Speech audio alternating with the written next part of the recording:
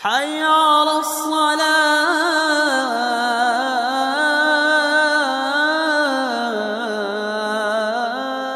Respected brothers and everyone listening, today's topic is a very vast topic to address in a very short time, but I want to give you the main points on the life of this great, magnificent personality we are going to address. And looking at the current situation in Palestine, the genocide that's taking place, this entity has never been exposed to this level before. And apologists for this genocide, facilitators of this genocide, people who are trying to rationalize this genocide, and that may include journalists and politicians, they are complicit in it. So it so happened that this topic I am going to address is directly linked to the history of Palestine. The reason why Sultan Salahudin Ejubi, very commonly known as Salahudin or Saladin to the Europeans, his name was Yusuf ibn Najmuddin Ayyub. His father's name was Najmuddin Ayyub, and it is after his name the dynasty is called the Ayyubid dynasty. He was the founder. Sultan Salahuddin Ayyubi was the founder of this dynasty called the Ayyubid dynasty. He was the first powerful ruler of this dynasty. And Allah gave him this status because of his sincerity, his dedication, his efforts, and his selfless struggle to liberate Al-Quds, the third holiest site in Islam. The city of Jerusalem is sacred to Muslims. It is also sacred to the Jewish people, and it is sacred to the Christian people. So, this city had been ruled by many different dynasties, different kings in different periods, including the Jewish people. They ruled it once upon a time. And then this territory fell into the hands of the Romans. The Romans, they destroyed the city of Jerusalem completely in the year 132 CE due to a revolt, a rebellion against the Roman authorities launched by a messianic figure called Bar Kokhba. He was a messianic leader of the Jewish community in Palestine at the time. And this revolt was crushed severely by the then Roman emperor called Hadrian. You might have heard this name before, because those who know the British history, you would know that there is a place, or there is a monument called Hadrian's Wall. It goes from coast to coast in northern Britain. You can find its beginning where it starts in the city of Newcastle. This is where it begins, and it goes all the way to the other side of the coast. This wall was built by this very powerful Roman emperor called Hadrian. He ruled territory from Britain to the Middle East and parts of North Africa. Very big, large empire. So he decided to level the city to the ground and rename it Ilia or Elia after his own name. His name was Elias Hadrianus. And from that time on, the Jewish people were banished. They were not allowed to come back to the city of Jerusalem. You cannot be found in this territory. Any Jew found in Palestine would be killed on the spot by the Roman authorities. Then begins the Jewish diaspora, or Jewish spread, exile into the world. So the Jewish people, they became scattered. They became nomadic. They were taking refuge in different places at different times with different dynasties. Then came the Christians to power. Some Roman emperors converted to Christianity, starting with Constantine. And then later on, other Roman emperors accepted Christianity. And this territory was ruled by Christians. Christians were also very hostile to the Jewish people. Others were arguing, no, we must keep them alive because they bear testimony to our Lord, Jesus Christ. Because there are prophecies about him in the Old Testament, and we need the Jewish people to bear testimony to the Old Testament and its veracity. Therefore, keep them alive. And one such person was Saint Augustine, who argued in this way. And the Jewish people were given respite. They were tolerated in Christendom, but still not allowed to come back to the city of Jerusalem. I'm, taking huge leaps, historically speaking, because I cannot, this is not my topic today. My topic today is not to indulge in the history of the Jewish people and their suffering when it comes to the land of Palestine and whatever is relevant to that particular history. I'm just giving you this very brief introduction to this territory called Palestine. So how did the Jewish people survive then is the question. How did the Jewish people survive, the Israelites? How did they survive for so long? Islam. This may shock you because the propaganda you get exposed to every single day on news channels, they will try to claim that the Muslims are as hostile as the Europeans or Christians were to the Jewish people. This is a great lie. This is a huge lie. You must understand this history. Stay with me so that you know why Muslims are so important when it comes to the land of Palestine in particular. Because it is this land where all three major faiths claim territory. Every single faith, Islam, Christianity, and Judaism, have a claim to this land. They claim this land as their own. And we have to assess every single claim independently, fairly, justly. When we do, we come to realize that the only time three faiths coexisted in this territory was when the Muslims were ruling. I can guarantee you that. In the last 1,400 years, every time the Muslims ruled this territory, they had peace, harmony, coexistence. And the Jewish and the Christian and the Muslim people were able to worship collectively in this holy sanctuary. The Temple Mount, which is about 35 odd acres of land in the city of Jerusalem, is the holiest site where the Temple of Solomon stood once upon a time. What we call Masjid al-Aqsa. And the Quran mentions that very spot. A'udhu billahi minash shaitanir rajeem. Subhanalladhi asra bi'abdihi laylam min al-masjid al-haram ila al-masjid al-Aqsa alladhi barakna hawlahu linuriyahu min ayatina innahu huwas samiul basir. Glory be to the one who took his slave Muhammad in one night, sallallahu alaihi wasallam, from Masjid al-Haram to Masjid al-Aqsa, which has been blessed. Even the surroundings of this area have been blessed, so that we may show our signs to him. So, long story short, in the year 636 CE, about 15 Hijri, 15, exactly 4 years after the Prophet Muhammad passed away, Muslims take the city.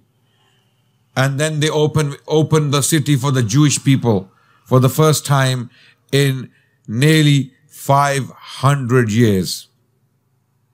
Or just say less, over 400 years. They had been banished. They were not allowed to come back to the city. First by the Romans, then by the Christians. Long story. Why? What happened? Details are far too long for me to indulge in at this stage. I'm going to fast forward. And from that time onwards, the Muslims ruled the city and they allowed the Jews and the Christians to coexist. The Christians did not want the Jewish people in Jerusalem, but the Muslims said, no, they have a right. They are Israelites. They are Banu Israel. They have a right to be there. We will protect them. We will give them refuge. We don't agree with them. We believe they are disbelievers, but they have the right to be here because they have a claim to this land. So let them worship. And they did worship. And the Jewish people flourished in this city. And not only in this city, throughout the Muslim territory, over 90% of the Jewish people for 1,000 years lived in Muslim lands. I will repeat this so that you remember this.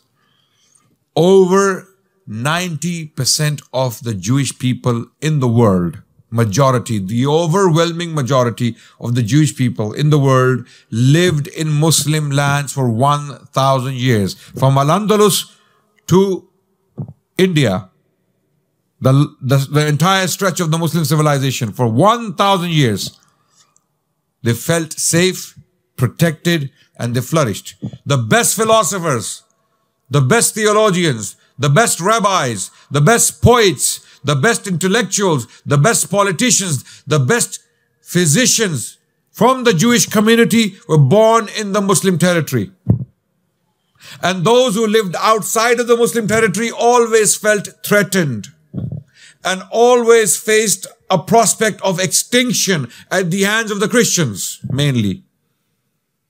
The Jewish people were banished, exiled, killed, massacred many times in the Christian world, including right here in Britain.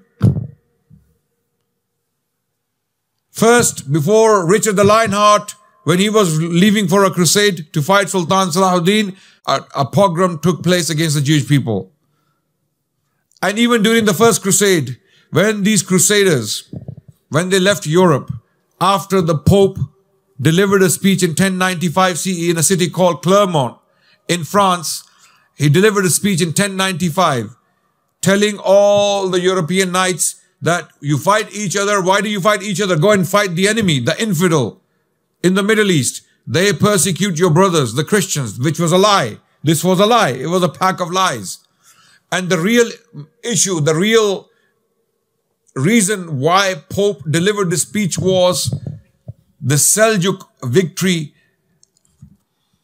in the Battle of Manzikert in 1071.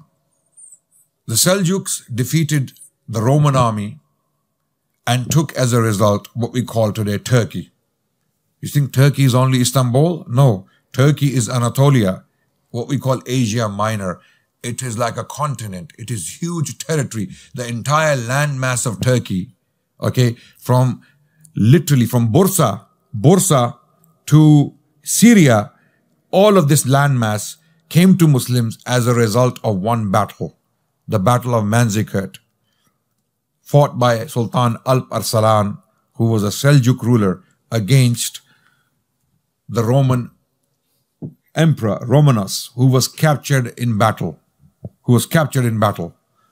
This victory of the Muslims sent shivers down the spines of Christendom.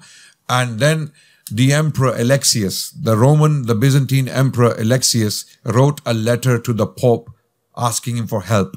We need help. We're losing territory. We're losing land to Islam and Muslims. And Pope delivered the speech as a result. And the speech, if it's true, if it did actually occur, was a pack of lies.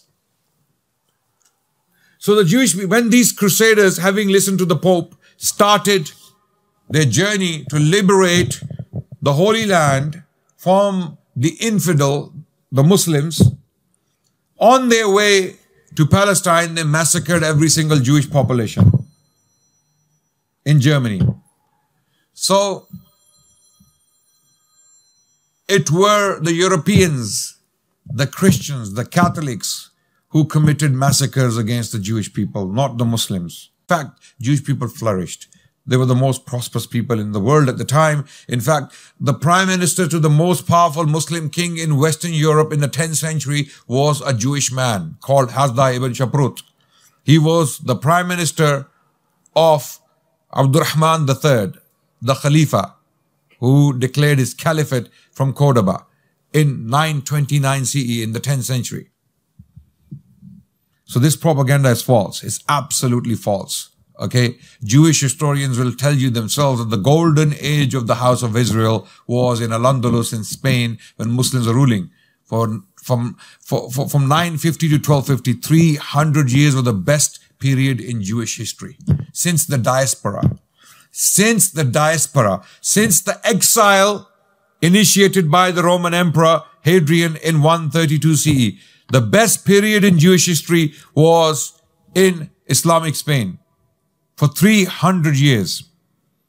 And Jewish rabbis themselves, they testify to this. Bahya bin Baquda was a Jewish rabbi writing in the 11th century in 1080s. He testifies to this fact, that since the diaspora, this is the best period in our lives. So Islam gave refuge not only to the Jewish people, even to the Christians, to come and worship in peace in the city of Jerusalem. Every time the city was taken, oppression followed. And there are 2 times when the city was lost to either the Christians or the Jewish elements. Okay. How Christian were the Crusaders is a good question. How Jewish are the Zionists is also a very good question. They claim connection to Judaism. They claim to be Jewish, but how Jewish are these Zionists who are bombing Gaza right now, killing thousands of children deliberately by targeting them? How Jewish are they is a very good question. And there are Jewish rabbis around the world. There are Jewish activists. They're saying, not in our name. These people are not Jewish. They are atheists. They don't believe in God. They are godless people. They don't believe in God, yet they believe in His promise. Okay?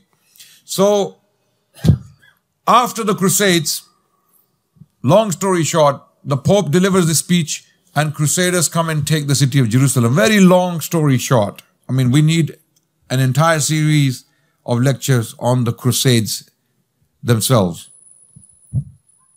because it's a very long history.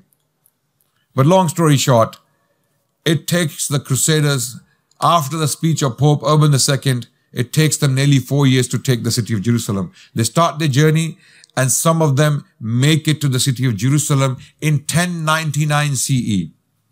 1099. And they take the city and they massacre the entire population. They kill Muslims, Jews and Christians. The Crusaders who came in, sent by the Pope himself, the Catholic Church, they came in and they destroyed the population. They killed everything. Everyone and everything. Even animals were killed by the Crusaders. And the question may come to your mind that how was it possible? Where were the Muslims? What happened to them? Why couldn't they defend the city? This is a very good question.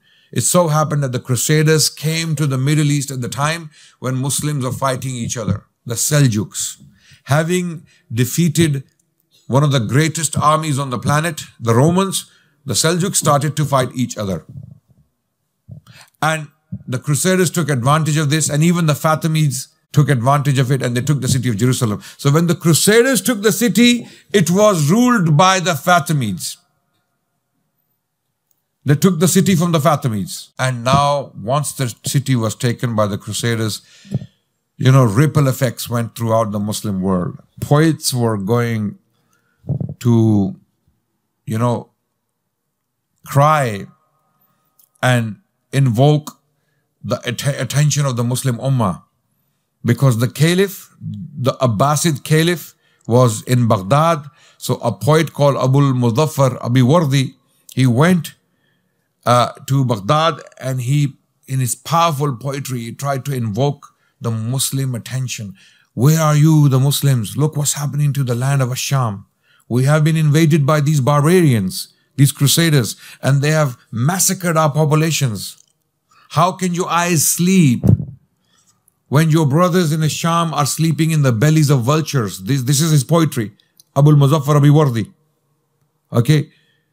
But the Muslims of Baghdad, unfortunately, were not moved. They didn't see the threat as urgent as they should have.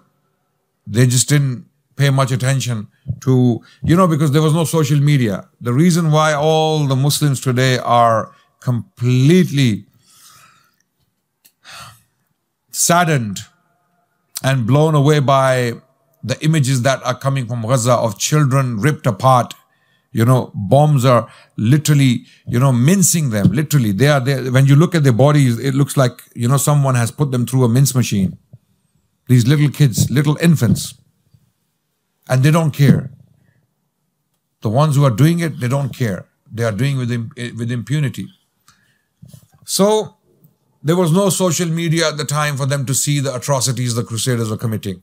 No words could explain and describe the pain of the people of Palestine at that time when the Crusaders took the city. So, they took the city and they established 4 principalities, 4 states in the land of Palestine. They took it from the Seljuks and the Muslims at the time. So these principalities were Edessa, Antioch, Tripoli, and Jerusalem. So these were the 4 Christian Crusader states established in the land of Palestine, starting from Edessa, Antioch, and Tripoli, which is Tripoli, the city of Lebanon today. Okay, there are a few Tripolis in that region. One Tripoli is in Libya, one Tripoli is in Lebanon. I'm talking about the Lebanese city of Tripoli, right? That was also a Crusader principality. And Jerusalem. Now what happens? The Muslims are in a state of shock. And it took the Muslims a while to wake up to this threat. For some reason, Muslims did not immediately realize that what had happened. They thought that this barbarian horde has come from the north, from somewhere. They had no idea. And this is the first time they were exposed to this phenomenon called the Afranj. The Afranj, the Franks. The Muslims referred to these people who were basically a mixture of German, French, and English knights, warriors who had come to take this land. The Muslims generally called them Afranj, the Franks. They called them all the Franks. So they thought, these people, these barbarians have come, they will loot and pollute and they'll go back. But they came to stay. They came as settlers. They drove the Muslims out and they established a state called the Crusader state. And these people don't learn from history. They don't realize that Muslims cannot possibly give up this land. That's not going to happen. Muslims did not give up the land even at that time. It took them a while to wake up. It took Muslims a while to wake up, and within 90 years the Crusaders were gone from Jerusalem. And it took another 100 years for them to be completely driven out of the Middle East, which was done by the Mamelukes later on, Sultan Baybars and his successors later on. But it happened. That's the point. You cannot rule this land by force. You cannot occupy this land by oppression and tyranny and destruction and massacres and genocides. The Crusaders did it. They tried it. And as a result of these crusades, hundreds of thousands of people died. But the land came back to Muslims. Jerusalem came back to Muslims. Bear witness. Because right now what's happening? The Jewish people themselves are coming out and they're saying, not in our name. Some of the people in New York, thousands of Jewish people, they're coming out. Some of them are children of the survivors of concentration camps. And they're saying, not in our name. When we say never again, that means for everyone, not only for the Jewish people. Right? So, this land will come back to Muslims. Sooner or later, it will come back to Muslims. Crusades did not last. Okay? Oppression and tyranny will not last as well. It will end because, you see, oppressors and tyrants, they have a tendency to self-destruct. They have a tendency to dismantle their own power and ability, which is exactly what they're doing right now. The whole world has now suddenly woken up to this phenomenon. Kill 10,000 people in 3 weeks. These people have done it. 5,000 children. Shredded. Ripped apart. Blown into pieces. 5,000 children. And real number is unknown, by the way. This is a rough estimate. We don't know how many people are in the rubble. So, Sultan Salahudin, why is he important? Why are we talking about him today? We're talking about him because he was chosen by Allah to liberate the Holy Land. To liberate the Holy Land from the Crusaders. Crusaders, they established their power. And the first opposition against the Crusaders came from a man called Imaduddin Zinki. Imaduddin Zinki was a Seljuk ruler of the city of Mosul in Iraq. Seljuks ruled much of this territory from Persia all the way to Turkey. They ruled a vast territory. This was a very powerful group of Turkic generals and sultans. Who were the Seljuks? How important are they in the history of Islam? A very good topic that we can address another time. Many powerful sultans came from these people. They were originally Central Asian. They were Turkic. And they ruled vast territories between Persia and current-day Turkey. That means the Middle East too. So the city of Mosul was ruled by a man called Imaduddin Zinki. He launched the first campaign or first retaliation against Crusader aggression, and he took the Principality of Edessa. He took the Principality of Edessa from the Crusaders. Shivers were sent down the spines of Christendom, and the Pope launched the Second Crusade. Another crusade was sent to take back the Principality of Edessa. The Second Crusade was an absolute failure. An absolute failure. Didn't achieve what it was meant to achieve. Then comes his son. Imaduddin Zinki is killed by his own soldiers or his own servants. And then comes his son called Nuruddin Zinki, a very pious man, a very able, a very upright man who was very, very diligent in his prayers. He used to pray tahajjud at night. Very, very diligent, very pious. Would love to listen to the hadith of the Prophet ﷺ. Okay. He specifically established endowments, awqaf. He invited the scholars to do public hadith lectures on Fadail al-Quds. He wanted to condition the minds of the Muslims. He wanted to explain to the Muslims why Al-Quds is important for us, why Jerusalem is important, why Masjid al-Aqsa is important for us to take it back from the Crusaders, because Muslims didn't seem to get the point. So he did public lectures. He got the ulama to read Fadail al-Quds, a hadith from the Prophet ﷺ on the virtues of the land of Ash-Sham, Bilad al-Sham, what we call Greater Syria, and specifically the virtues of Al-Quds, the city of Jerusalem and Masjid al-Aqsa. And the ulama did these circles in cities he ruled. Damascus, for example, was one of them. He was ruling Damascus and Mosul. And while he was ruling, an opportunity for the Muslims opened up in Egypt. Allah subhanahu wa ta'ala had destined for things to be this way. It was going to happen. It was going to happen, and Allah subhanahu wa ta'ala listened to the du'as. Zinki would pray at night. Nuruddin Zinki was, there is a story about him, although apocryphal. It is a legendary story, very famous story, that he had a dream that two people are trying to dig the grave of the Prophet ﷺ. Who has heard this story before? Put your hands up. SubhanAllah. It seems it's very famous. We could not trace the origin of this story, unfortunately. We cannot authenticate it. It may not be true, but it's a very famous story. And this goes to show the level of influence Nuruddin Zinki himself exercised in Muslim minds and Muslim psyche for someone to even make up a story like this about him, right? That he saw a dream and he saw two people trying to dig the grave of the Prophet ﷺ. So he went and he caught those people.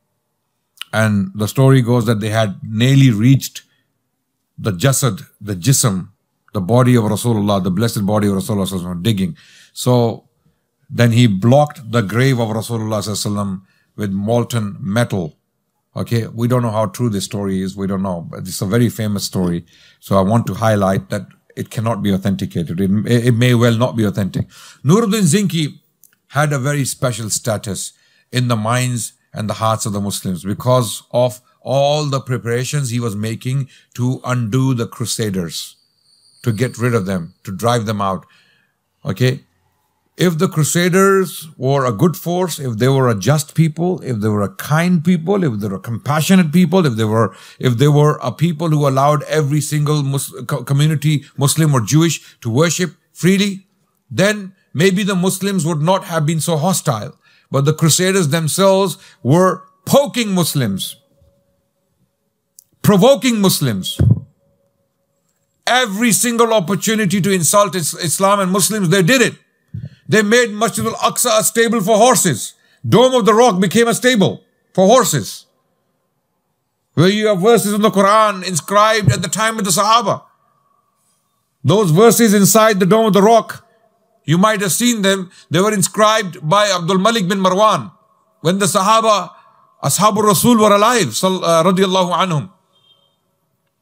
So the Crusaders are poking the Muslims. An opportunity came up.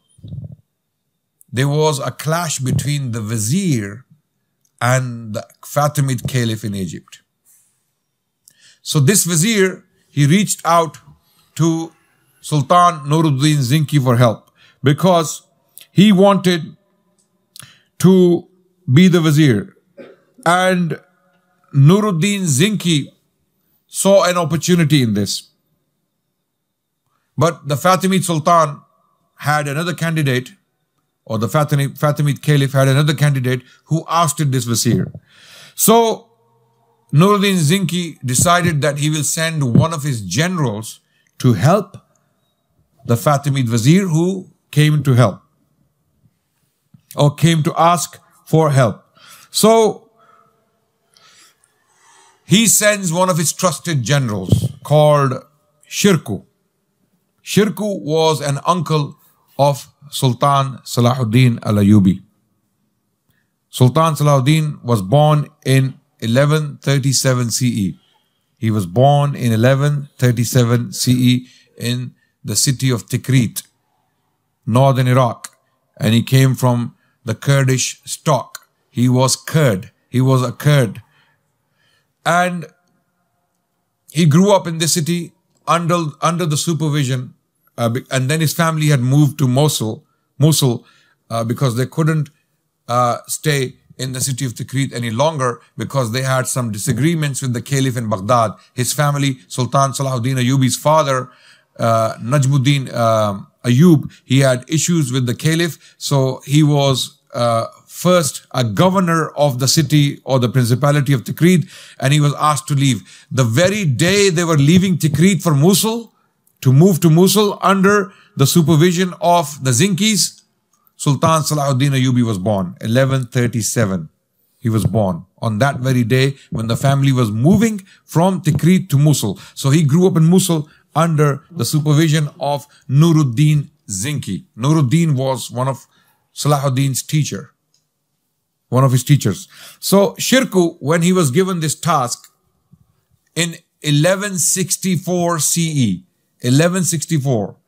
So Salahuddin is about 26 years old at this time, 26, 27 years old. He didn't want to go with his uncle. He didn't want to leave Mosul. He didn't even see a plan for himself. He was a normal, standard, outgoing young man. Okay? It's like, look at yourselves today. What is a normal, outgoing young man nowadays? I don't want to ask about East London. I don't know what that means in East London. Yeah, sorry, no insult. Or Birmingham or Manchester, okay? Or some other parts of London. So let's take, can someone help me? What is a normal, outgoing person in London? A young man. Although East London is a separate country. What is a normal? So Sultan Salahuddin was a normal young man. You know, he was into the cultural practices of the time, even drinking. Even drinking. Not many people know this. You know, many people when Allah subhanahu wa ta'ala gave them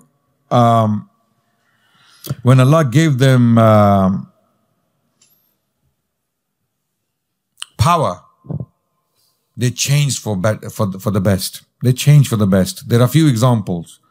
Okay, one is Umar bin Abdul Aziz, very lavish, okay, young man, as an Umayyad prince in Damascus, living a lavish life. As soon as he becomes the Khalifa, he switches completely. I mean, he was already on his way to become like that. He was on a trajectory. Obviously, things don't happen from a vacuum all of a sudden, but he made serious changes to his life. And his wife was Fatima, who was a princess. She was the daughter of Abdul Malik bin Marwan, and she was a sister of two caliphs. Daughter of a caliph, sister of two caliphs, and wife of a caliph. Imagine that woman, Fatima, the wife of Umar bin Abdul Aziz. He told her, he said, no more luxuries. I am now a caliph. No more luxuries. She said, I am with you. I am with you. And you know, it is said about Umar bin Abdul Aziz that when he would do the work of the state, he would burn the lamp of the state from that oil. How trivial a matter is that? But when he would be done with that work, and he's now doing his personal stuff, he would burn his own lamp. He wouldn't even burn oil from the state, even though no one would ask him questions. It would be perfectly fine for him to do it, because he's the caliph. He's in the duty of Islam and Muslims. So he is one example. Another example is Sultan Salahudin. When he came to power, when he became the Sultan, as we will see, he completely switched, completely changed his character. You know, all of that outgoing, being a young man, whatever that means at that time, that definitely included drinking. Many sultans and princes were into drinking. This was normal for them. That was their lifestyle. I mean, you may not imagine that today, because mashallah, our level of taqwa is very, very high, as you know. So we cannot imagine that. But their munkar sometimes coexisted with Islam. They were very strong Islamic characters. They loved Islam. They had a lot of ghira for Islam, but at the same time, they had these weaknesses in their characters. They had these weaknesses on the side. Okay? So never expect perfection. If you see some strong person doing great work for Islam, don't expect him to be an angel who landed from the heavens. Don't expect Jibrail, Israfil, Azrael from them. Don't. Okay? Or don't expect a prophet from a Muslim. What happens is someone is doing good work for the ummah. Allah has given someone strength to lead the ummah on a particular matter, and you see a slight weakness in his character. Yallah, khalas, finished. Go home. Finish. You're nobody. Haram. Okay, and you give a fatwa on him and you finish him off. So we lose great potential. We lose the goodness this person may have brought to us. Okay? And some of the Sahaba had this attitude, no doubt. But the Prophet ﷺ, he always looked at the strengths of the people and he used them accordingly. So Sultan Salahudin Ejubi, if you saw him as a young man, you would think, is this going to be the great Sultan who will liberate? You would not believe. So Allah subhanahu wa ta'ala can change affairs, right? So he didn't want to join his uncle Sharku. So this wazir was called Shawar. They went to help Shawar. So in 1164, Sharku and his nephew called Yusuf bin Ayub, also known as Salahudin, they go to Egypt. So Sharku manages to appoint Shawar to the power, or to the position of Wazir. So Shawar becomes Wazir again. Okay? And now, having done that, he's done his job in Egypt. Shawar tells him, go back now. You have appointed me as the Wazir. I am now the Wazir again for the Fatimid Caliph. You have to go back. Take 30,000 gold dinars and on your way. Be on your way. He said, no. Nuruddin Zinki had realized that this opportunity may not come again. Because in order to drive out the Crusaders, you must dismantle the Fatimid Caliphate in Egypt. If you do not have Egypt, you cannot take the land of Palestine. You cannot take the land of Palestine. So Sultan Nuruddin Zinki knew this. He knew that if this army goes back to Mosul, we may not get this opportunity again. So he told Shirkuh to stay put. Stay where you are. Refuse the offer. And they did stay. And intrigues continued. Many battles took place between the Fatimids and the Ayyubids, right?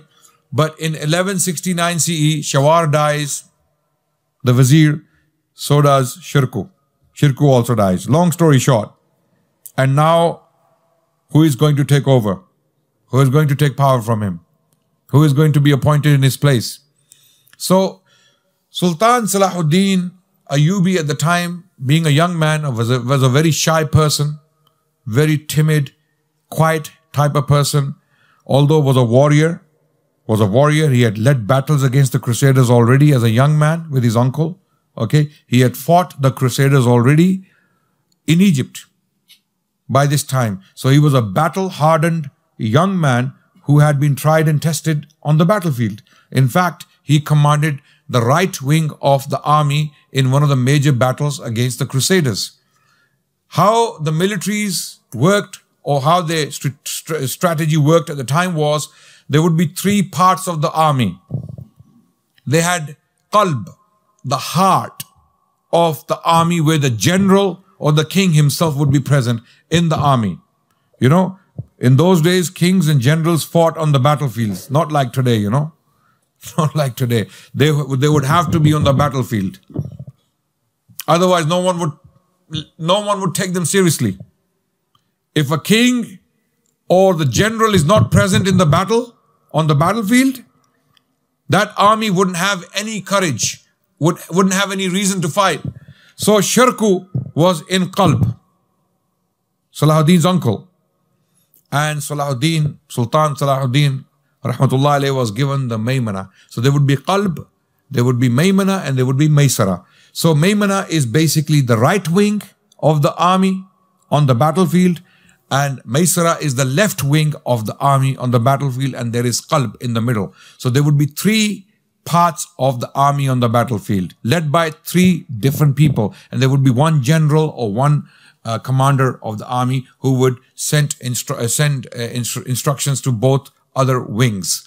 So Sultan Salahuddin Ayyubi had already commanded the right wing for his uncle against the Crusaders in a very major battle. So he knew how to fight wars and battles, but was not a very loud person. So the Fatimid Caliph,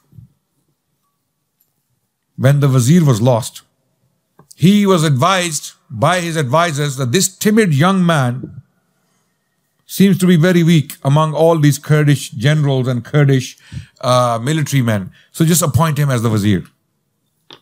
You know, that means you'll be fine. Just appoint him. This is what we call politics. You know, when you choose the the weakest character of all. Okay, so they thought this guy is not going to give us trouble. This is stated by Imam Ibn al-Athir in his history. When he wrote about Sultan Salahuddin Ayyubi, he said, this is why the Fatimid Caliph appointed Sultan Salahuddin Ayyubi, not knowing that this is the very man who will dismantle this caliphate, the Shia Ismaili Caliphate of Egypt.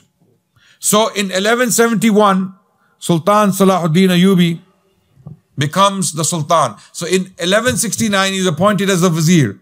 When he becomes the vizier, many people start the Fatimid establishment, which was the ruling class, and the masses in Egypt were all Sunni, by the way. The population of Egypt was Sunni. The population of Egypt was either Sunni or Christian, Coptic Christians, right? The ruling class, the ruling elite were a very small number of people, the Fatimids. They were not, they were not liked by the population. The population didn't want them to rule, but they're ruled by, by power and money. So, when he became the vizier, his next target was to simply remove or dismantle this threat, because the Fatimids were consistently siding with the Crusaders. Every time a Sunni Muslim power like the Seljuks, the Zingis, every time they fought the Crusaders, the Fatimids would help them. But now they were stuck. They were stuck.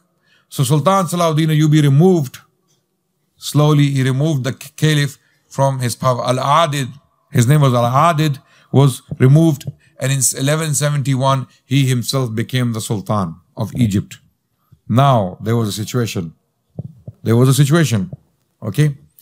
Nuruddin Zinki had a plan, rahmatullah alayh, that once we have secured Egypt, then we will have the back of the Crusaders. Where is Nuruddin Zinki? He is in Syria. He's ruling from Damascus and Mosul, right? Egypt is on the other side. And in between Syria and Egypt, what do you find? Which land? Palestine. So Palestine is in between. And Palestine is ruled by the Crusaders. There are 4 principalities. Right? So in order to take the Crusaders and defeat them, you must take Egypt. You must secure the back of the Crusaders. Otherwise, they will use it against us. So now Egypt is secured. But there is a problem. The problem is Salahuddin becomes independent. First, he was very, very obedient to Nuruddin Zinki because he was one of his servants. He is the one who sent him. Nuruddin Zinki sent Sultan Salahudin Ayyubi. But he became more powerful than Nuruddin Zinki himself. Because Egypt was a powerhouse. It has always been a powerhouse. It is a powerhouse today. Egypt, for one reason, among many other reasons, is very, very important. Why? Sorry? The canal is recent. Suez Canal is recent. It wasn't there before. But one reason why? Agriculture. River Nile.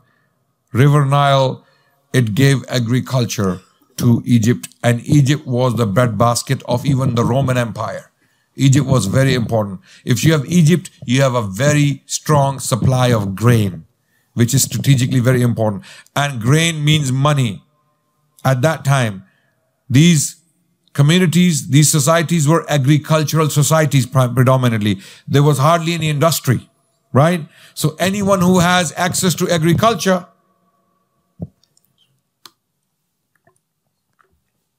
so Sultan Salahuddin, he takes Egypt, and now Nuruddin Zinki starts to feel that he is now asserting independence. And there comes a time that now they want to face each other. So Nuruddin Zinki wants to take Egypt from Sultan Salahuddin. And Sultan Salahuddin is not simply giving it up. He's saying, no, Egypt, I know Egypt. None of your Seljuk Turks will be able to rule this territory. I've been here for a very long time, so let me rule it and we can work together. But Nuruddin Zinki had advisors who were telling him, no, we must take Egypt. So while he was preparing his armies to come to Egypt to fight Sultan Salahuddin Ayyubi, in 1174, he passed away, rahmatullah alayh. He died before this took place. So Allah didn't want them to fight each other. Allah didn't want them to confront each other. And Allah had chosen one of them to rule the Muslims, to unite the Muslims. Who was that? And Salahuddin was more able, clearly more able in the eyes of Allah subhanahu wa ta'ala, because Allah had 2 choices, right? Allah could have chosen Nuruddin Zinki, but Allah chose Sultan Salahuddin to do the job. So Nuruddin Zinki, before he could take any action, military action against one of his own clients, Allah took him. He died. And when he died, one of his young sons succeeded him, and he was clearly not able to rule. So now this was an opportunity for Sultan Salahuddin to take back the land of Syria from the Zingis or the Seljuks, right? So one after another, Sultan Salahuddin Ayyubi went for Muslim territories to unite them, and he had one goal in mind. His entire life had one mission, and that mission was the liberation of Jerusalem and the liberation of Masjid al-Aqsa. This is what he was doing all this for. This is why he was going around the Muslim world trying to unite the Muslims. Okay, so he took Yemen. He took Yemen. He took Hijaz. And he also took the land of Syria from the Zengites. So now the Muslim Ummah for the first time in the Middle East is united under one Sultan.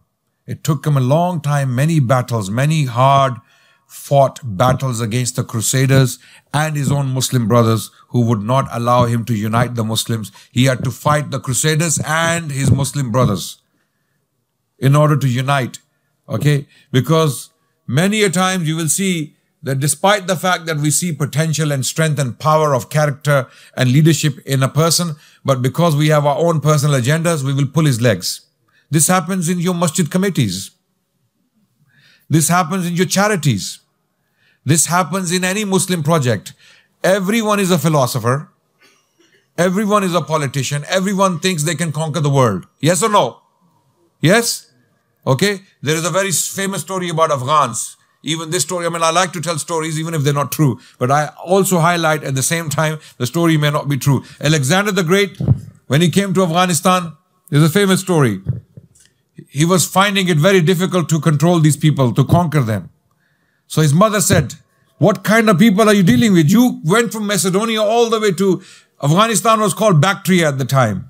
So what is so special about Bactrians? So he said, okay, I'll send you few. So he sent few Bactrians, Afghans, to his mother. And then when they came, although the story is apocryphal, may not be, clearly not, I don't think it's true. I don't think it's true. But the moral is true. When I finish, you will know exactly what I'm talking about. So these few Afghans were sent to the mother of Alexander the Great. She asked them, who is the leader? Every single one of them, I am.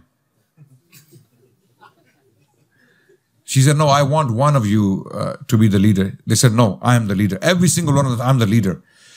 While they insisted that they are all the leaders, they started to fight each other in front of the queen, in front of the mother of Alexander. And every single one of them killed each other.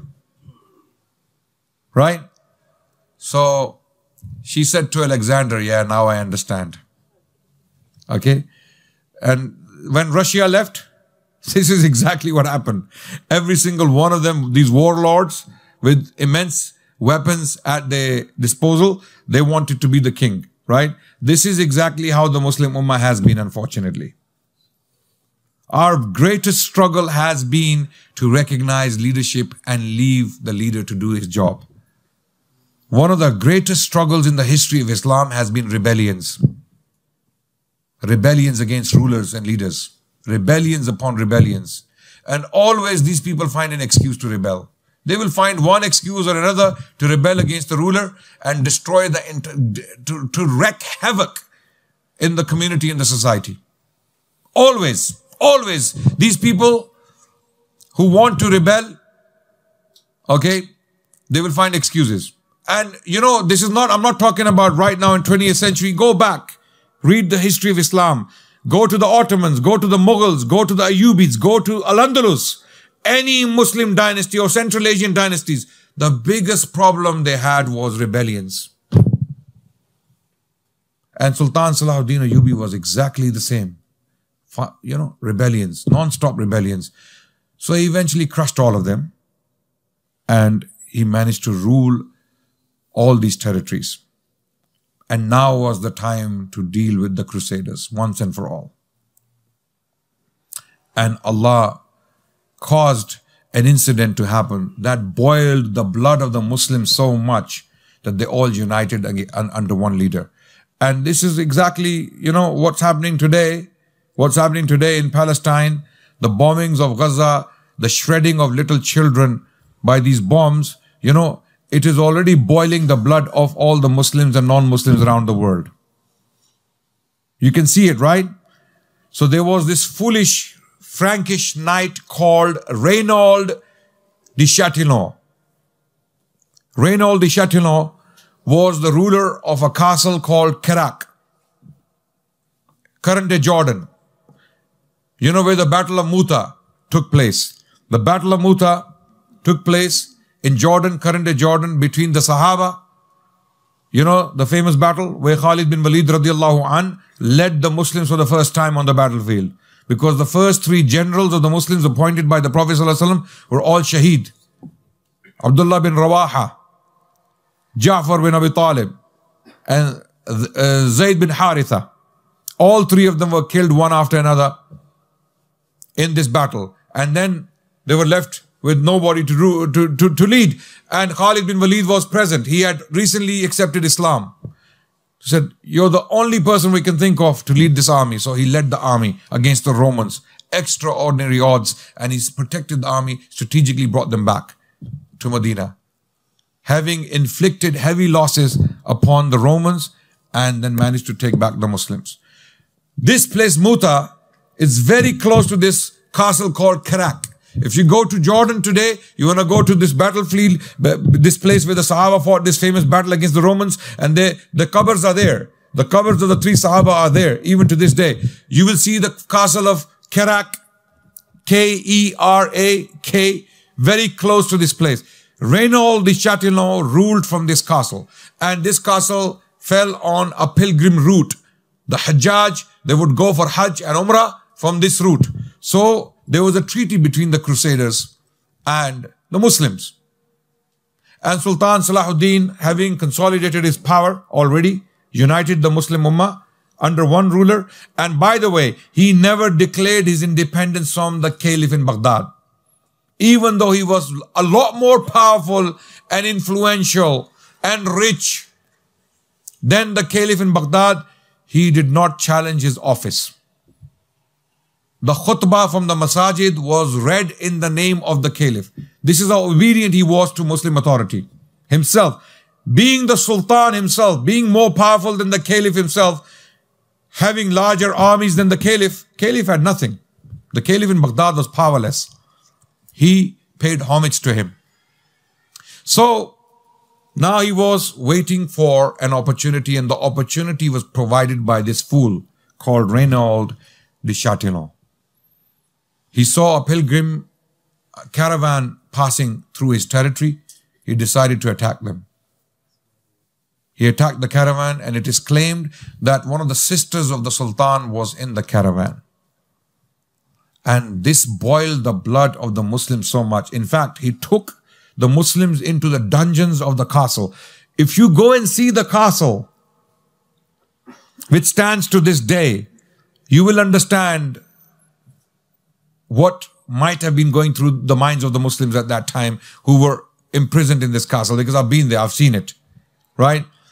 You go inside the dungeons, it's pitch dark, very scary, all stones around you. So he said to the Muslims who were imprisoned, where is Muhammad? Call him. Where is he now? Why doesn't he come and save you? Because these people worship Jesus Christ. And they were so ignorant about Muslims that they thought we worship Muhammad sallallahu alaihi wasallam. So he was telling the Muslims, call Muhammad now to save you. Where is he? And the news reached Sultan Salahudin Ejubi.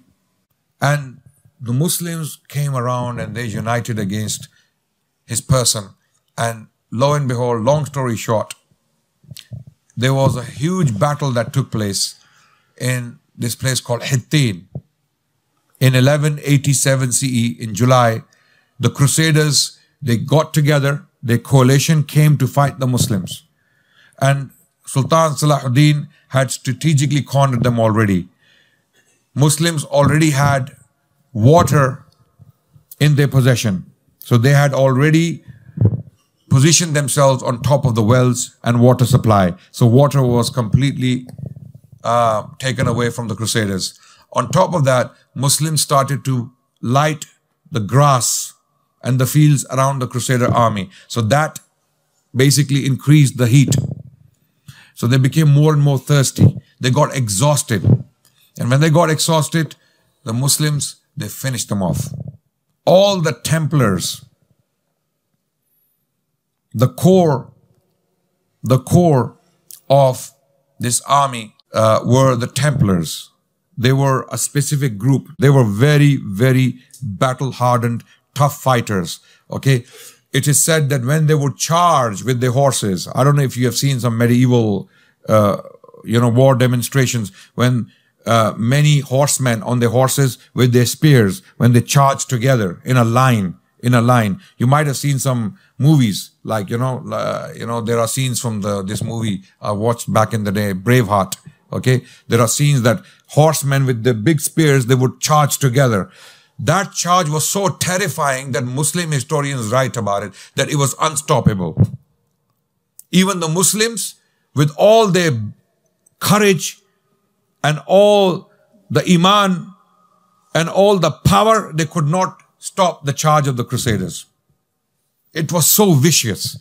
It was so well organized. And it was so terrifying that they would not be able to stop it.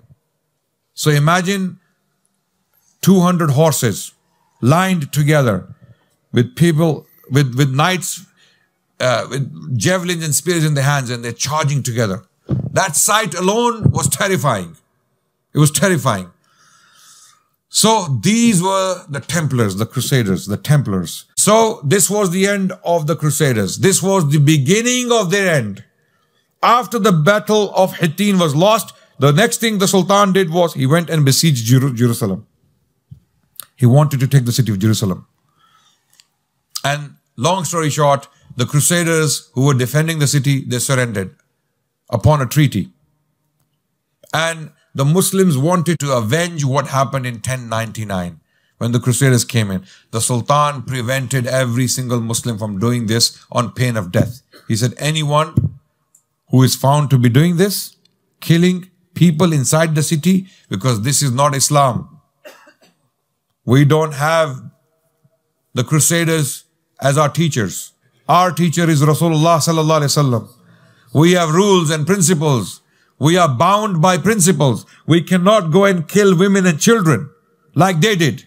We cannot do that. Even if you want to avenge what happened then, you can't do it. So the city of Jerusalem was opened. Sultan Salahudin Ejubi went inside and he washed Masjid al-Aqsa and Dome of the Rock with rose water. After 90 years of occupation. After 90 years of occupation. This was one of the greatest events in the history of Islam. And you know, throughout the Muslim world, people prayed for the Sultan and his army for achieving this for the Muslims. For the first time after 90 years, Muslims prayed in Masjid al-Aqsa. It was washed with rose water. The Sultan himself, being a king, himself was on the floor, washing the floor of Masjid al-Aqsa. Allahu Akbar. Rahmatullahi alayhi. And his generals and his army, everyone was. And then they took down the crosses from Masjid al-Aqsa and the Dome of the Rock and put up the, the Islamic symbols. And the city was opened for the Jewish people as well. And the Christians. Sultan said to all the Christians in the city, Crusaders and otherwise, you may remain in peace. No one will brutalize you so long as you are peaceful. Don't cause any problems.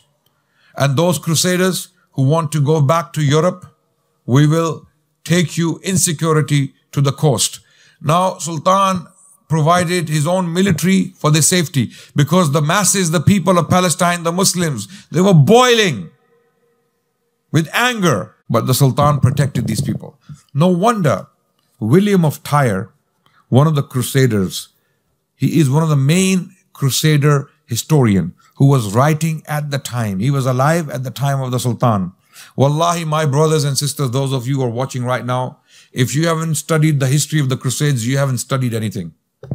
It's so amazing, it's so powerful, it's so inspirational that it's unbelievable. There are so many things and so many deeds I simply cannot cover in this short sitting. My time is up, so I have to stop very soon.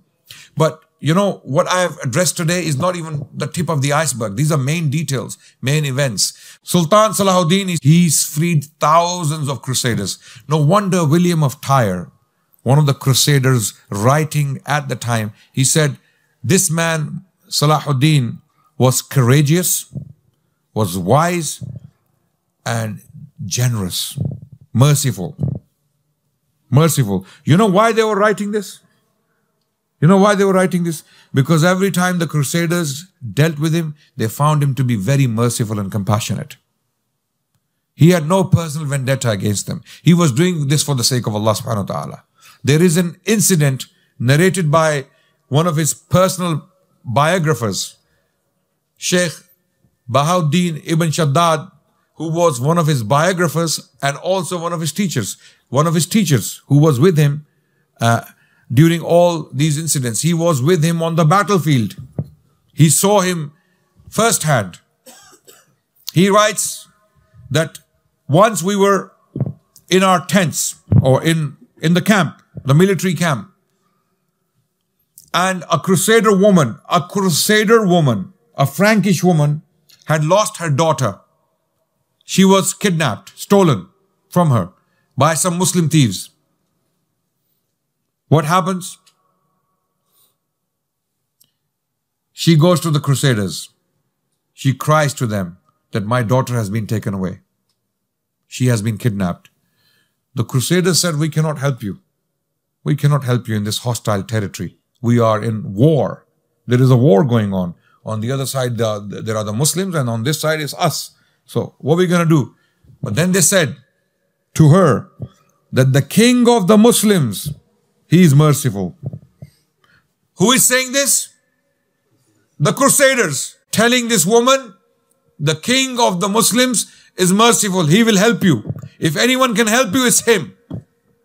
So she crosses the lines. She comes to the Muslim side and she insists that she wants to see the Sultan. She's brought in front of the Sultan, and Salahudin ibn Shaddad is narrating what he's seeing himself. She comes and then no one understands the language. So they bring a translator, someone who interprets her words. She tells him that my daughter was kidnapped and I want help. And she's crying at the same time. The Sultan immediately tells his men, go and find her daughter and don't come back until you find her. So they go, they find her. Some people were trying to sell her. So those men get arrested. The girl is freed and she's reunited with the mother within some short span of time. So when the girl comes back to the mother, she falls on the floor and she starts throwing sand on her face out of happiness and crying at the same time out of excitement. And Sultan, when he sees this, he starts to cry. When he sees this compassion of the mother for her daughter and the way she was praying for the Sultan, Salahudin ibn Shaddad narrates that we did not understand what she was saying, but we knew she was praying for the Sultan because she was looking at him and she was throwing sand on her face. She was so grateful to him that, you know, how can this even happen? How can you even do this? In war. And there are many stories like this about Sultan Salahudin Ejubi, authentically narrated by his own personal biographers. There are many. There is one by Ahmaduddin al-Isfahani. He is an author. One of the best ones. I strongly recommend everyone to read on Salahudin. An-Nawadir al-Sultaniya is it's a biography of Sultan Salahudin Ejubi, authored by his own teacher, Salahudin ibn Shaddad. So, after taking Jerusalem, Sultan Salahudin, he goes for other Crusader territories and he fights many battles. Then, after Jerusalem fell to the Muslims, what happens next? Allahu Akbar. I'm going to fast forward very quickly. I want to finish so that we can take questions as well, inshallah. What happens? Again, the ripple effects reach the Pope in Rome. And it is said that Pope, when he heard the news that Jerusalem fell to the Muslims, he collapsed and died on the spot. Possibly had a heart attack or something. He heard the news and he collapsed on the spot and died. The new Pope, he announces another crusade. Crusade. Get Jerusalem back. How can we lose Jerusalem? This is the defeat of Christendom. This is the defeat of the papacy. This is the defeat of Catholicism. This is the defeat of our religion. Take Jerusalem back. And then what happens? The King of England and parts of France, Richard the Lionheart, he decides that he will go and fight Salahudin. Already the name of Salahudin is the most famous man in Europe. His name is already every single church, every single household, Saladin. Richard, when he decided to go on the crusade to liberate Jerusalem once again, liberate or take back the city from the Muslims, he imposes a tax on the English people. People here, right, in this country. And the tax is called what? Saladin tax. It's called Saladin tithe. Literally, I'm not making this up, by the way. It's historically attested. The tax was called Salahudin tax. And he even said that I would even sell London if I could to the highest bidder to raise money to go and fight the crusade. So from here, Richard, he decides to go on the crusade. With him, the King of France, Philip, also wants to join the crusade.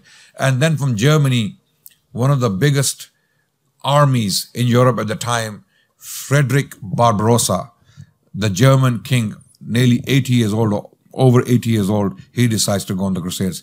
Now, long story short, when these people leave, their respective territories to head towards the Middle East, the Muslims already heard the news that these huge armies are coming. Allahu Akbar. Especially Frederick Barbarossa, who was coming from land. So when the German army came close to the Muslim territory, the Muslims started to pray qunut. Qunut al-Nazila. Muslims started to pray qunut to Allah. Ya Allah, only you can save us now. We don't have the power to fight these big armies coming from Europe. Okay? Because this was the loss of Jerusalem, you have to understand, to them was a huge blow. So they pray qunut al-Nazila. Guess what happened? The emperor, the German emperor, Frederick Barbarossa, while crossing a river, falls from his horse in the river, and the water is waist high. It's not even deep. The water is waist high. But, at that time, the knights, the warriors used to wear armor, heavy armor on their bodies, right? So he fell into water and he could not come back up. He was drowned by his armor and he died in that river. And once he died, his entire army lost the will. They lost the courage to continue, and they got dispersed. And many of them were killed off by the peasants. So that's gone. Richard comes and takes Acre. Long story short, it takes him a year to reach Palestine when he starts. Okay? So he comes and takes Acre, the city of Akka in current-day Palestine. And then there are 3,000 Muslims inside. But before he takes the city of Acre, they besiege the city. Now, this is something shocking. You'll find this very difficult to understand and appreciate. For 2 years, are you listening, everyone? For 2 years, the city of Acre was besieged. For 2 years. Okay? And on the other side, Sultan Salahudin al-Ejubi remained for 2 years outside the city of Acre trying to rescue it. For 2 years, this man did not move from one spot. For 2 long years, one battle over one small city called Acre was fought. And there were 3,000 Muslims inside the city. Eventually, Richard succeeds in taking the city. And when he takes the city, he basically takes all the Muslims in the city hostages, 3,000 of them. And then he tells the Sultan, money or they die. So he wanted gold. Sultan Salahudin Ejubi could not raise the gold in time. And in one day, Richard, in cold blood, killed 3,000 men, women, and children, Muslims. This is called the massacre of Acre. Okay? And the Muslims are so angry when this happened. So Richard started to take the land. So how he did this, after taking the city of Acre, he started to make his way down towards the city of Jerusalem because why did he come to Palestine from England? Even though he never lived in England, he was mainly living in the French territory. He spoke French. He didn't even speak English. Okay. So he ruled more territory in France than he did in Britain. Right. So he came with his army, took the coastal route. There were ships supplying from the sea, and on the land, the other side, the Muslims are also following the Crusader army. And there were many skirmishes. Muslims tried to stop Richard in his tracks, but they couldn't. He was a very, very, very able fighter. Richard was a vicious fighter. He was not only a very powerful king, but he was a very strong general. and he commanded his men like a block. Even in the battle of Asruf, the Muslim lines and the Crusader lines were drawn against each other. This was a very famous battle that took place between the Crusaders and the Muslims, and the Christians charged the Muslims, as I mentioned earlier, and the Muslims could not stop the charge. And then Rašid, Salahudin ibn Shaddad writes in his history, the same biographer of the Sultan, he writes that on that day, Rašid, with a spear in his hand, was running the length of the Muslim army, up and down, and challenging Muslims. Is there a man among you who will come and fight me? Is there a man? Muslims are so terrified of his leadership, his person, that no Muslim came forward to challenge him. This is similarly, at the time of the Prophet, when Ibn al-Wud, he came to the Muslims and he said, is there a man among you? He challenged the Sahaba. Who stood up? Who stood up to challenge him? Ali bin Abi Talib. 3 times the Prophet told him to sit down, because Ali was a very young man at the time. He didn't want him to be killed. Ibn al-Wud was a great warrior, very well-known warrior in Arabia. When he was challenging him, so Ali eventually ended up fighting him and killed him. So likewise, Rašid was running the length of the Muslim army with a spear in his hand on his horse and taunting the Muslims. So the Muslims could see that this man is very different. This enemy is a very different person we're dealing with. This is a different breed. Okay? And Rašid was, no doubt, was a very, valiant and vicious fighter. Not only himself personally, but as a military general as well. And now he came very close to the city of Jerusalem, having taken much of the territory. The Muslims are doing their strategic games, and the details can be read in the books I've already mentioned. Okay, so I'm cutting the long story short. So Rašid comes close to the city of Jerusalem, having come from France, having raised taxes from Britain. He is almost 6 miles or 6 kilometers away from the city of Jerusalem. And the Sultan is inside the city of Jerusalem. Guess what? What is the situation? What do you think is happening inside the city of Jerusalem? This is the same man who massacred 3,000 Muslims in cold blood in the city of Acre.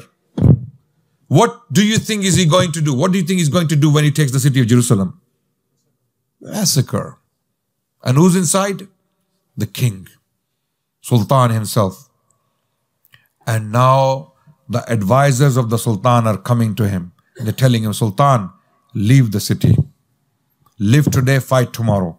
This guy, clearly he has reached this far and we couldn't stop him. Let him take the city and we will besiege them. We will deal with them like we dealt with the Crusaders before them.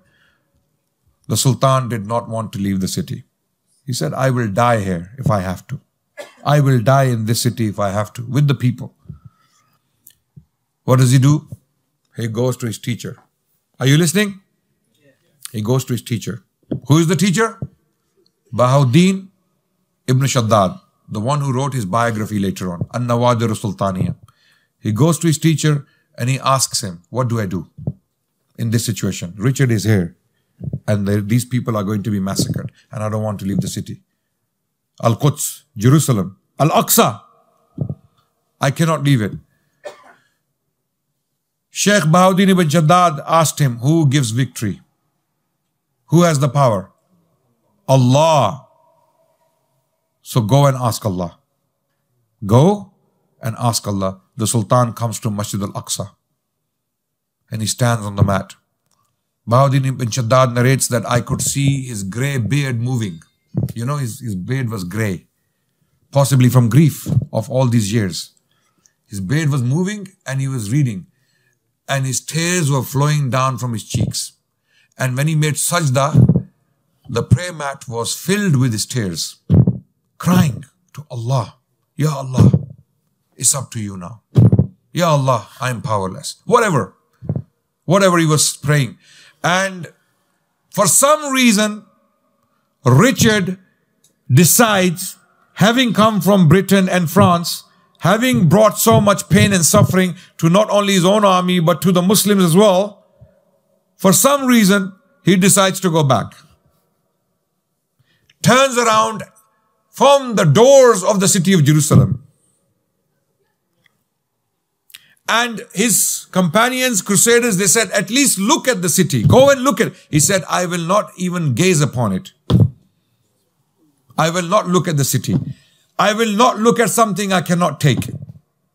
He turns around and he goes back to where he came from and could not take the city of Jerusalem.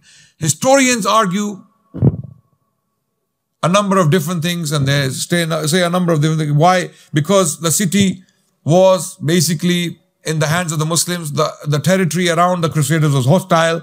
The Muslim population was hostile. All the water wells had been poisoned already outside. There was no water supply. They were away from the sea. Okay. So this was a lost battle to Richard. There was no point of fighting this battle. So he decides to go back. Even without trying to conquer the city. Never sees it. Doesn't even look at the city. Goes back. And then Sultan Salahudin Ejubi and the Muslims cannot believe it. Whether it was his du'as or the Muslim du'as and the Muslim qunuts. That's why they say never underestimate the power of du'a. Just like you guys prayed tonight. Believe in Allah. Believe in His decree. Things will change. وَلَا تَهِنُوا وَلَا تَحْزَنُوا وَأَنْتُمُ الْأَعْلَوْنَ إِن كُنْتُمْ مُؤْمِنِينَ. Do not despair. Do not be in grief. You will be victorious if you are believers. So do not underestimate the power of dua. And do your best to help your brothers and sisters. Do your best to help your brothers and sisters. So Sultan Salahudin Ejubi survives. So does the Muslim army. And Richard goes back. And Richard, fighting a minor battle in France, besieging a castle, gets shot in the neck by a crossbow by another soldier, a French soldier, and he dies as a result. And he tells his soldiers that they should bury his heart in the city of Rouen in France, and his body was buried in another place. Forgot the name of the city where he was buried. Subhanallah. Okay, so you can see he's a Fiji. You know, they used to make effigies, true likeness of the king or the queen on the grave. You can go and see in France. If you ever see them, you can see the pictures. So this man was clearly a very special, no doubt, okay, with special qualities and characteristics, okay. And when he was in Palestine, Sultan Salahudin Ejubi communicated with him, even sent him his physician. And he actually praised the Sultan for his bravery. This is a man I'm dealing with, not just any ordinary person. This guy, this person I'm dealing with is not an ordinary man. Okay. And likewise, the Sultan respected Richard for his leadership and all the great qualities he possessed, although using them for the wrong ends. You know, when you go outside Westminster Abbey, there used to be a statue of Richard on a horse with a sword in his hand, right? You know, Richard, before leaving for the Crusades, one of the events that took place, unfortunately, was the massacre of the Jewish people in London. And they came to pay homage to him and they got massacred. This is Richard the Lionheart. Okay? If anyone's a Lionheart, it was Salahudin. And he became very, very popular. Finally, this man, Salahudin, rahmatullah alayhi, died in 1193, having done this great service to Islam and Muslims, having taken back the city of Jerusalem, the land of Palestine from the Crusaders. Okay, although the Crusaders remained in the Middle East for another 100 years, no doubt, but they were completely powerless. Their power was repeatedly reduced by the subsequent sultans, first the Ayyubids and then the Mamelukes, and they did not give up. There were 7 crusades in total. There were 7 crusades in total to the Middle East. Even the English king, Edward I, the king in this movie, the Braveheart, you know, who punished William Wallace for being a freedom fighter for the Scots, right? Edward the Longshank, okay, was a very cruel king, no doubt. A very cruel king. Very effective king. I believe as a historian that he was one of the most important kings in English history.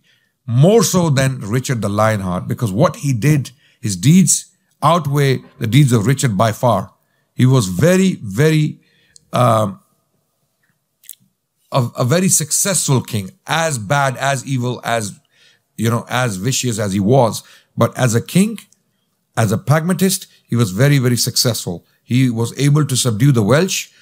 Even he went for a crusade. Even he went for a crusade in the 13th century, almost a century after Sultan Salahudin Ejubi, and he was nearly killed. Right? So crusades continued. But Sultan Salahudin Ejubi died in 1193, and when he died, how he died, he had sheikhs reading the Quran right next to him. He was listening to the Quran. He had specifically requested for the sheikhs to read the Quran next to him while he is dying. So last thing in his life was the Quran. And it is written that when he died, he had very few silver coins in his possession and 1 gold dinar. That money was used, specifically kept for his coffin.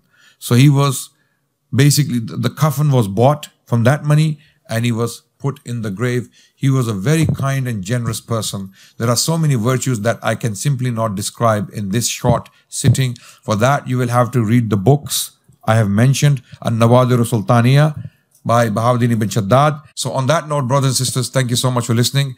I simply haven't done justice to this man's history and his legacy. There is a lot more I could discuss and talk about with regards to his character, his personal achievements, his person, his as a Muslim, his prayers, his reading of the Quran, his patronage of the scholars and the ulama, him being surrounded by the ulama and listening to the hadith of the Prophet ﷺ every single day. All these things I could mention, but I could not because of the time restraint.